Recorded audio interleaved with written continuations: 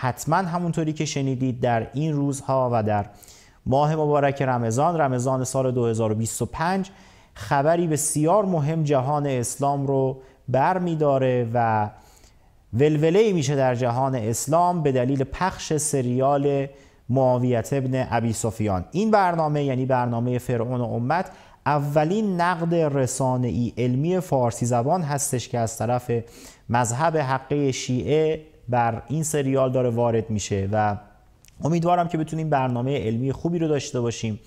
خیلی روی این سریال تمرکز کردیم و تیم علمی حتی داشتیم روش به شدت کار کردیم، روی تک تک این صحنه ها و تک تک اسکن ها و مطالبی که خدمتتون می‌خوایم عرض کنیم وقت گذاشته شده و امیدوارم که انشالله این برنامه ابتدا مورد رضایت حضرت حجت ابن الحسن عجل الله تعالی فرجه الشریف و سپس مورد رضایت شما سروران عزیز و ارجمند باشد. اما سوالی که شاید برای بیننده عزیز پیش بیاد اینه که ما چرا اسم این برنامه رو گذاشتیم فرعون امت؟ خب یک اسمیه که شاید اول مخاطب تعجب کنه، ولی این اسم این برنامه برگرفته شده از روایت امام صادق علیه السلام در کتاب اصول کافی است که امام صادق علیه السلام معاویه ابن ابی سفیان رو فرعون این امت نامید، یعنی کسی که مردم به وسیله او ابتلا می شود. خب اتاق فرمان تصویر اگه نمایش بدن، کتاب شریف کافی، کتاب اصول کافی، کتاب شریف کافی تألیف ثقة الاسلام کلینی، کتاب الفروع بخش حج چاپ دارالحدیث، همونطوری که مشخصات کتاب رو مشاهده می‌فرمایید، در صفحه 157 قال ابو عبدالله علیه السلام، امام صادق علیه السلام فرمودند ان معاویه اول من علق علی بابه مصراعین به مکه فمن حاج بیت الله ما قال الله عز وجل. بدانید که معاویه ابن ابی سفیان اولین کسی بود که از حجاج خانه خدا منع کرد که خانه خدا رو زیارت کنند. و کان معاویه صاحب سلسله التي قال الله عز وجل اعوذ بالله من الشیطان الرجیم بسم الله الرحمن الرحیم فی سلسله زرعها 70 ذراعا فاسلکوه. معاویه همان شخصی است که در زنجیرهای آتشین در می آید در جهنم، همانطور که خداوند متعال فرمود که آن شخص مجرم و گناهکار را در سلسله و سلاسل و زنجیرهایی بگیرید که ذراعش 70 ذراع است و او را زندانی کنید. انه کان لا یؤمن بالله العظیم. معاویه ابن ابی سفیان ایمانی به خداوند متعال نداشت. و کان فرعون هذه الامه، و معاویه ابن ابی سفیان فرعون امت اسلام بود و به دلیل همین روایت ما اسم برنامه رو فرعون امت نامیدیم و گذاشتیم تیمنا و تبرکاً به روایت امام صادق علیه السلام. تشکر میکنم اتاق فرمان.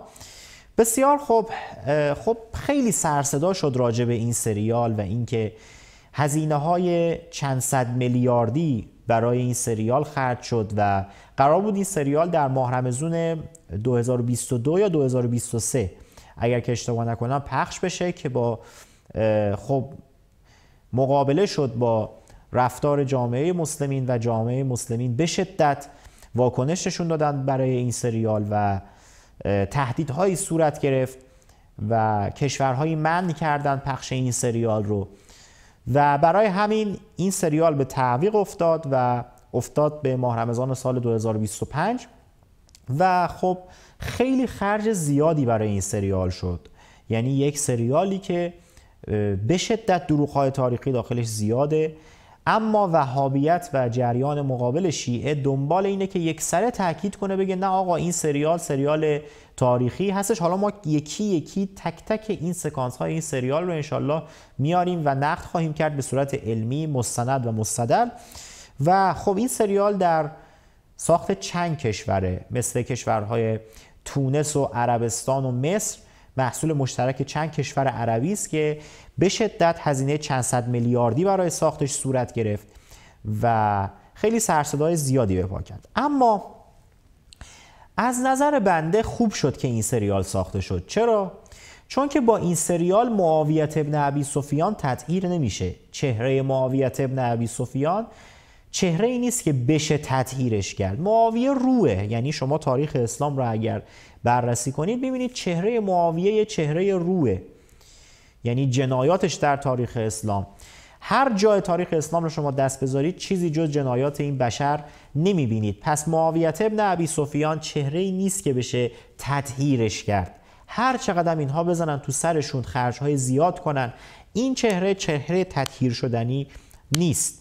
اما از یک جهت خوب شد این سریال ساخته شد. چرا؟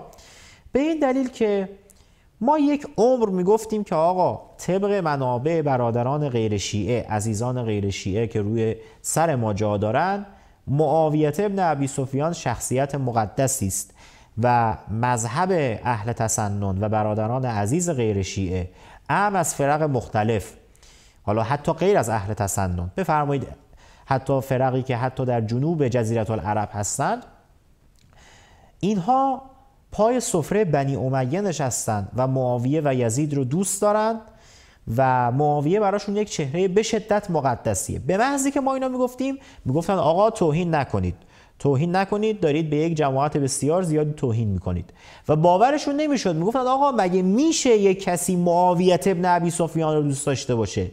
خب باور نمیکردن، تا اینکه بالاخره یک روز یک سریال دروغین به اسم معاویه ابن ابی سفیان بیرون اومد و بالاخره همه باورشون شد که بله این مسئله خیلی فراتر از این حرف است.